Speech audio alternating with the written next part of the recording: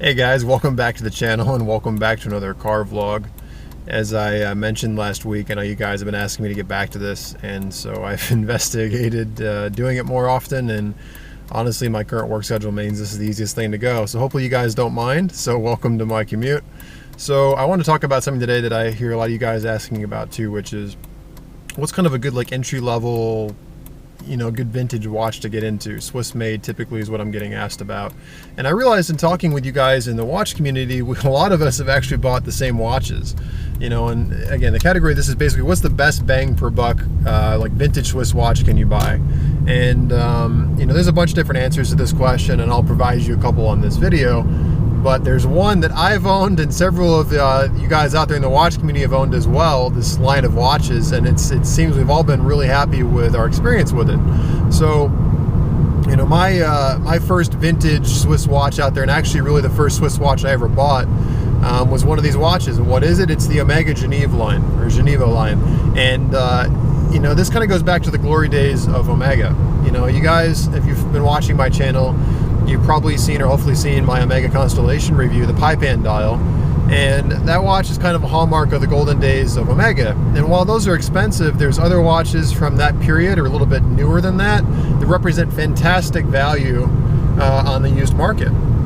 The Omega Dynamic line, the old DeVilles, there's a bunch of ones from that period that are good buys, but the Geneve line in particular are just a really great entry into Swiss watches. You can find them all day online. I bought mine probably about 10 years ago and I sold it a while back, but for about 220 bucks, which at the time was a spectacular deal. Beautiful Omega movement, hand wind, manual wound, beautiful piece. And I used to just take the case back off of it just to kind of, marvel at it. It was such a cool looking watch. And mine was very basic. I just had a center seconds complication with an hour and minute hand, really basic watch. There are some deviations. Some of them offer the date module as well. But basically as cheap as a couple $100 to, let's say, mid $500, $600 range, there is a whole sea out there of wonderful vintage mechanical Omega watches that are really worth your consideration. And I mean, truthfully, there's a lot of Omegas you can buy under $1,000 that are used, but not all of them I think represent the same value you get with the Geneva line, because in the Geneva line, most of them were made in, I believe, the 1960s, early 70s, and they have very solid movements, and they're really well done, and you can find a lot of them like in a modern case size. The one I had was about 38 millimeters, which was perfectly wearable by today's standards. A lot of these vintage watches you guys may look at purchasing, they're going to be really small. And it's something I learned the hard way. I had a Jaeger-LeCoultre or Jaeger-LeCoultre, or whatever you want to say, a vintage piece from the 30s. Actually, mine was a 40s piece, and it was 33 mil. And I didn't realize that when I bought it, but when I actually got it shipped to me, I went to put it on my wrist, and it's just not a modern size. And I sold it because it was too small for me to wear every day. But a lot of these vintage Genevas or Geneve line Omegas, they're pretty modern sizes, and you guys can enjoy them today just like you would have back then.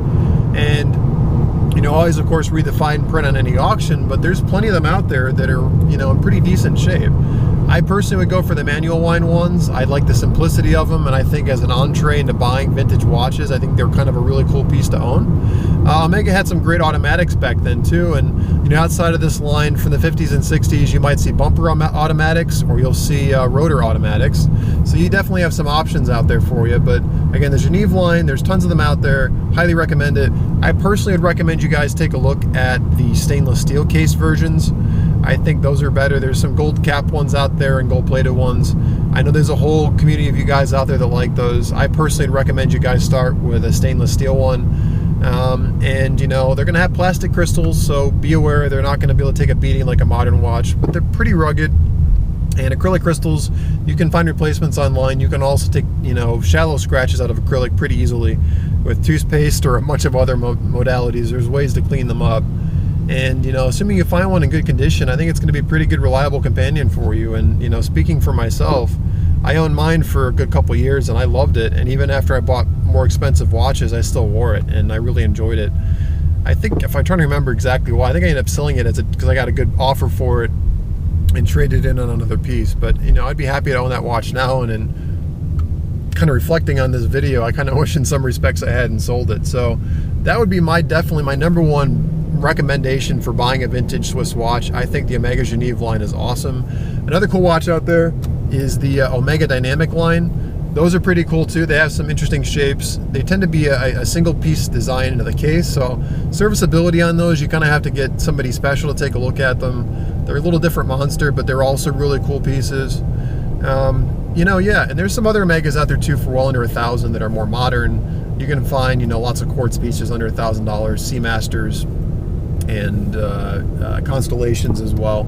You might even be able to find some vintage Constellations and Seamasters that are automatic if they're smaller sizes. So those are out there too, especially Seamasters from the 60s and 70s. Those are also good value. They're going to be a little bit more expensive than a Geneve line, and I think the Geneve line is probably, again, like I said, for the entry level, you're going to get into one for a decent piece. I think is easily the best watch you can buy that's Swiss, that's vintage for, you know, you can find them all day under $500, and I would definitely recommend you guys take a look at them. Just some alternatives you guys may want to consider.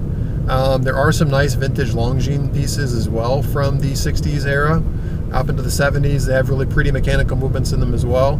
Those are kind of cool. They definitely have a following, and I would definitely recommend those. Some of them, again, you can get in a modern size, say 38, 40 mil. Even 36 is totally wearable these days still. A lot of them have aged very gracefully, and they look pretty good. And the movements are decorated nicely, and those are great pieces. There's some vintage Girard Perregaux out there, like the Gyromatics.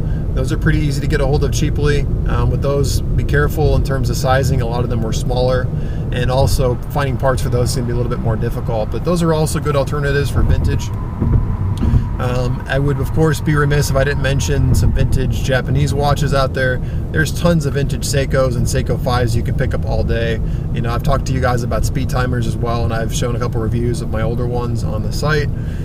So check those out. Those are great watches. Finding parts for those can be difficult, but I mean, I had a flyback speed timer that I bought, you know, many years ago for a little over $100. How many flyback chronographs can you buy, you know, for that price range? It's absurd. If it would have been a Swiss-made modern piece, it would have been $10,000 plus. So great value. King Seikos, again, awesome pieces. There's some Grand Seikos from that era too that are great pieces. Again, though, service and finding parts for those is going to be a little bit more difficult. But you know, there's lots of great value out there in the vintage market. Sometimes, if you're willing to take a risk on eBay, you can find some good deals. You know, one of the things that I screwed up on is I could have bought a modern era 2000s era Omega Constellation automatic for about $600 on eBay, and I got outbid at the last minute. But those deals pop up too, but they have risk as well. So, you know, everything's, you know, risk versus reward in our world. But anyway, guys, I definitely recommend the Omega Geneve, and I think they're great value. And as an entree into luxury watches or just, you know, Swiss timepieces, I think they're a great start. You know, and again, that was my Omega Geneve was the first, you know, nice watch that I really kind of owned and spent my own money on. I wanted the Bond era Seamaster at the time, and I couldn't afford it, so that was kind of my my first Omega and my first entry into that world, and it served me well. And again, I regret selling it. Before I let you guys go, customary wristwatch check you guys always ask me to do. Today I'm wearing the Rolex GMT Master 2 16710.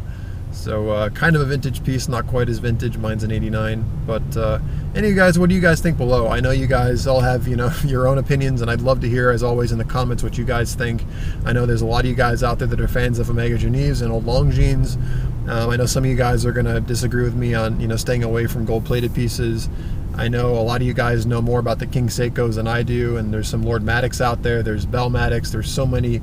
If I wanted to do a video on vintage Seikos, there's a whole nother, you know, thing I'd have to tell you guys about with those. There's so many crazy pieces out there. So let me know what you guys think in the comments below. Any other pieces you guys would recommend or reasons you wouldn't recommend the ones I just did. As always, your feedback matters a lot to me, and I appreciate it. Hope you guys are having an awesome day. If you liked the video, somewhere around my head there'll be floating an icon to subscribe to me. I appreciate it, and I'll catch you guys on the next video. Take care and have a great day.